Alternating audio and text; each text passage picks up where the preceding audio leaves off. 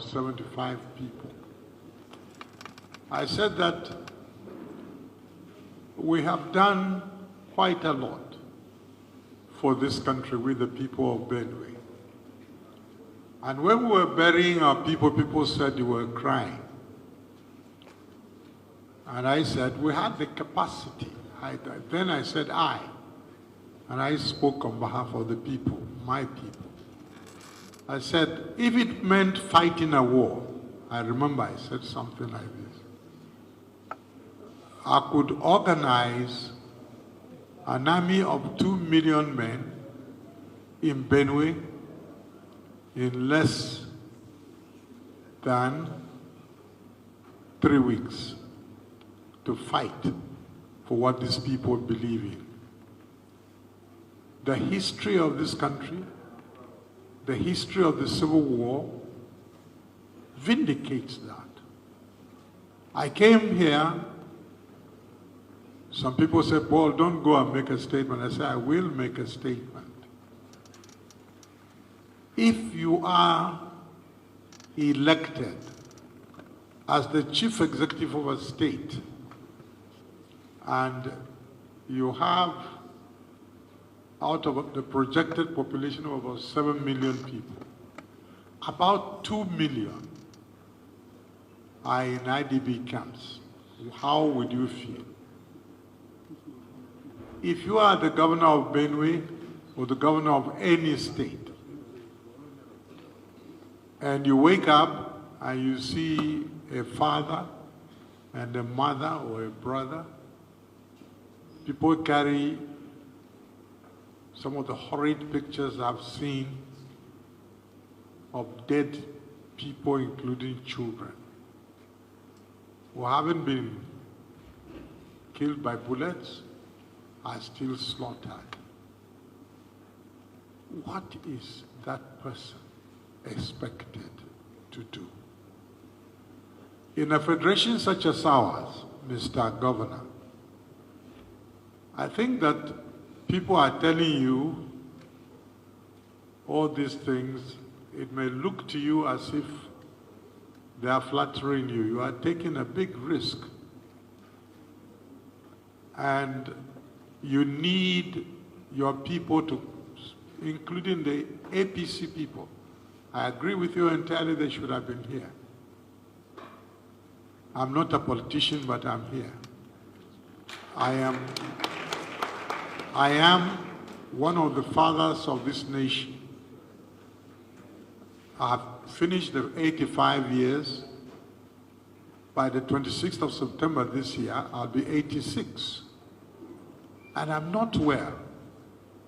But I felt for the way you are being forced to be presented to the people of Nigeria.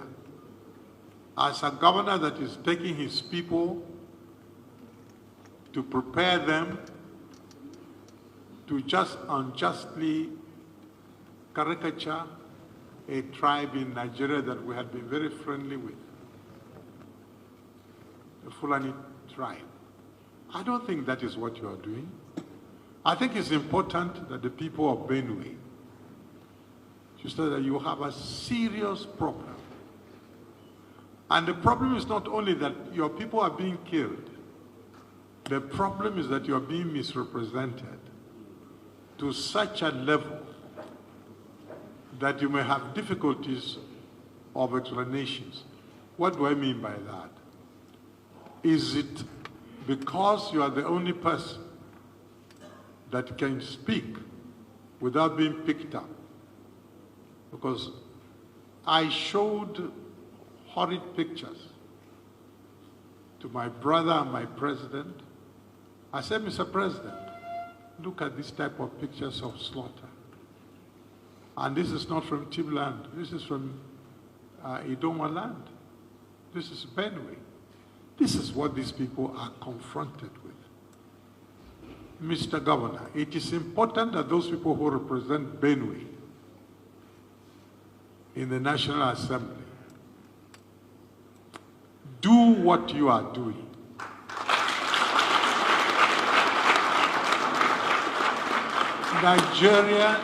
Nigeria needs to know that we have contributed tremendously to building this country when it comes to fighting and dying. And when you die for a country and you don't get protected, when they give one of the people who wrote the constitution of this country, all of them have been there, right from the colonial days. There is so much power in the constitution. What is going on in Benue is not right. Nobody is being arrested. Nobody is being charged. You only bring pictures and we see a weeping governor being whipped for weeping. I don't think that is fair. Mr. President, I don't like the picture that I'm getting that you are fighting the President of the Federal Republic of Nigeria. You are not. This should be very clear to the people of Nigeria. You have an impossible task where on a daily basis is becoming. People cry and weep and bring dead people and dump on your doorsteps like they did to the governor in my resident state about 4 days ago. The Plateau, selected Plateau people, after the slaughter in Plateau about 5 days ago, they packed all these, they took a representative number of about 20 bodies and went and dumped them and forced the governor of Plateau to come and sit on top of those dead bodies so that he will see the reality of the problem we have.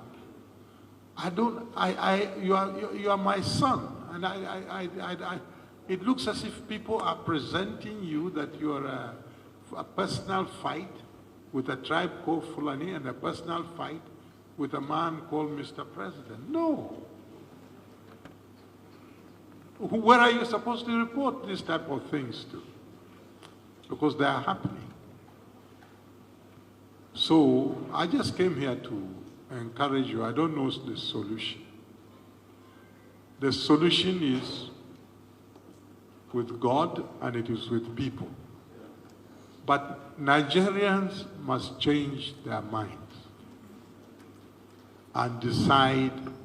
We decided on the battlefield that we shall stay one country. And my people, the people of Nigeria, made the supreme sacrifice. We slaughtered on the other side close to 3 million people. I was in the war. And we also, on the federal side, disproportionately, the people of the Middle Belt, particularly the people of Benue, if you took 2 million casualties, about between 50 to 60% of those casualties came from this state.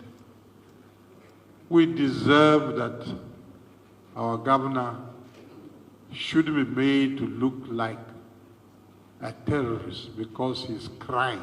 He's becoming a weeping governor. Mbakwe was the weeping governor after the war in the East. Sam Mbakwe, if you remember. Because he was talking about their people. What you are doing, Mr. Governor, you are crying out that what is happening to your people is not right, and it isn't right. And Mr. President should listen. It is not personal. People who are trying to personalize this are not doing this country well. You cannot have a country and people, because they want anything, they don't like a policy, they want to roam around with their cattle, they should. But if there is a law that says, in this part of Nigeria, when you come here, I'll give you land, put your cattle there, and let them produce even more milk, they become fatter, they'll produce more milk, and then you say, when they're sleeping, let's go and cut their throat. If this is what is happening, and the pictures I saw, and the pictures I presented to my president when I used to talk to him direct, And I said, this is not